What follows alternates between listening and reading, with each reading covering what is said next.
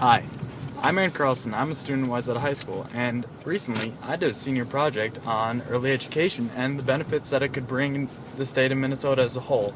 So I came up with a conclusion that early education is absolutely critical for the state of Minnesota.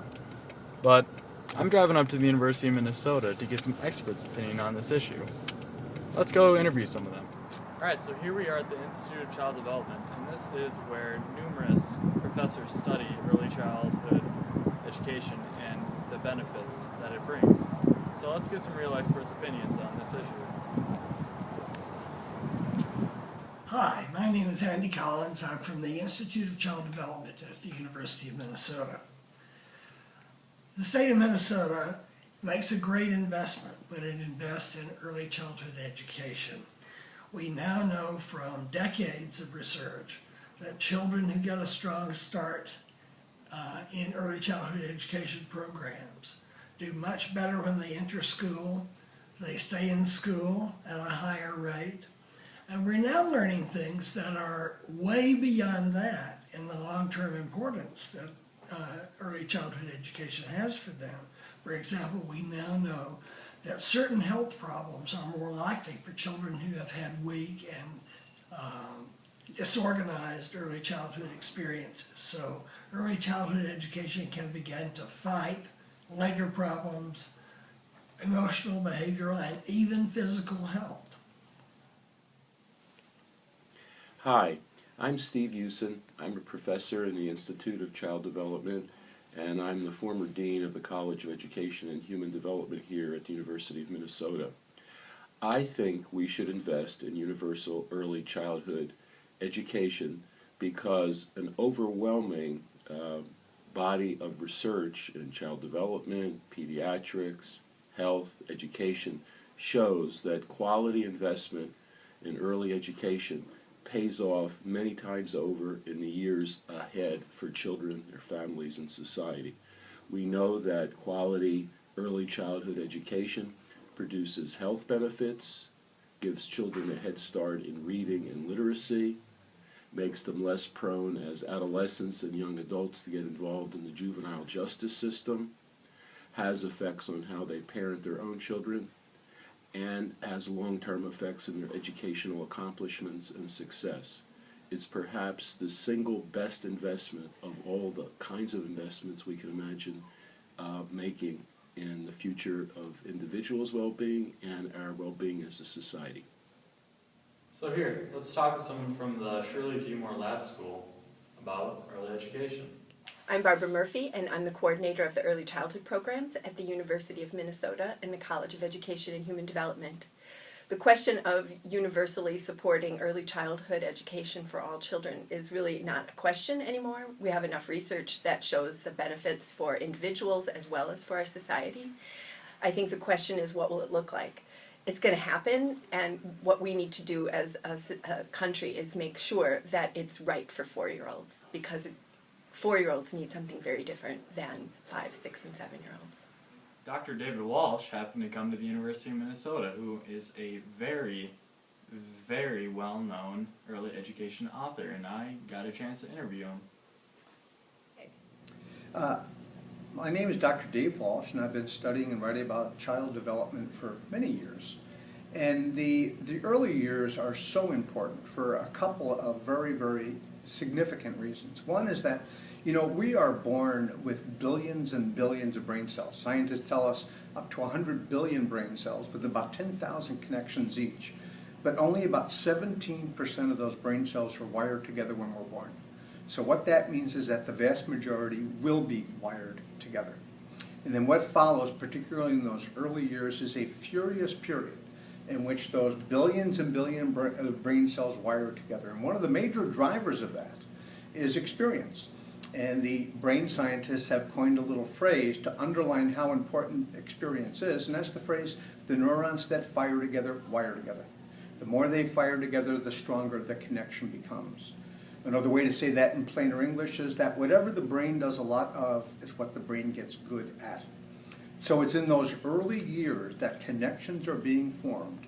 They're going to be the basis of so many things that those children will take with them for the rest of their lives. their attitude toward learning, their sense of security, their emotional or cognitive development. So those early years are critically important. And so whatever investment that we can make in giving kids as positive a start as possible is going to be, from a very economic point of view, dollars well spent. Let's stop in at the Center for Early Education and Development. Hello, I'm Dr. Amy Sussman-Stillman, co-director of the Center for Early Education and Development, SEED, at the University of Minnesota. And early care and education is important for at least three or four reasons that I'm going to share with you. One is that early development is the foundation for later development. So we know that when children have their emotional and social needs met, when they have enough healthy food, and they are relieved of stress and trauma, and they have strong parent-child relationships, that those components help children on the right path to development.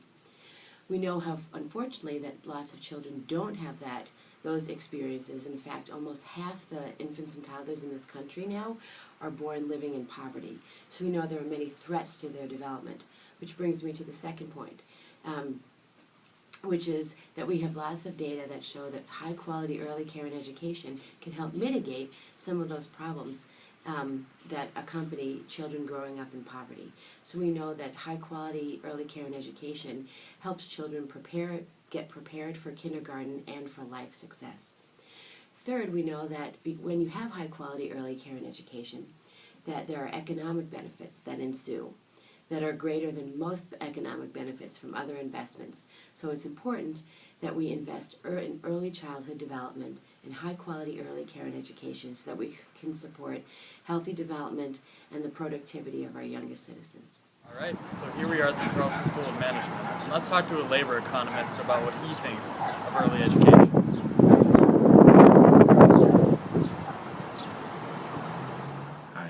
Sojourner. I'm a labor economist at the Carlson School at the University of Minnesota, and Minnesota should invest more in early childhood education because we're missing out on a lot of potential in our state. There are many kids who grow up in environments that don't give them the full opportunity to develop their potential.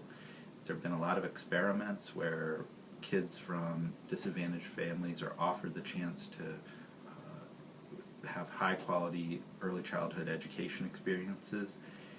You take two groups of kids and just flip a coin, and some of them get a chance to go to these experiences and some of them don't. There's nothing different about the two groups other than a coin flip. And the ones who get these enriched experiences do much better in school, and after they grow up they do much better in the labor market. They do much better staying out of trouble with the law, and they just have better lives and they make more contributions to society.